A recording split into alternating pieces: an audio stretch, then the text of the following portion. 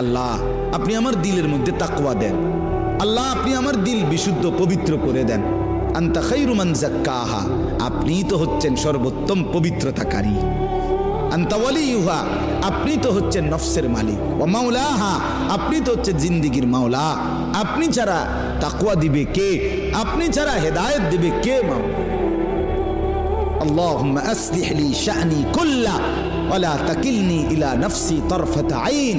রাসূলের দোয়া, আল্লাহ আপনি আমার জিন্দেগিটা ঠিক করে দেন, আমার রাত ঠিক করে দেন, আমার দিন ঠিক করে দেন, আমার নামাজ ঠিক করে দেন, আমার ওযু ঠিক করে দেন, আমার হাসি ঠিক করে দেন, আমার কান্না ঠিক করে দেন, আমার দুপুর ঠিক করে দেন, আমার স্ত্রী সন্তানের সাথে সম্পর্ক ঠিক করে দেন, আমার মনিবের সাথে সম্পর্ক ঠিক করে দেন, আমার কবর ঠিক করে দেন, আমার আখিরাত ঠিক করে দেন, আমার বাজার ব্যবসা আয় উপার্জন ঠিক করে দেন।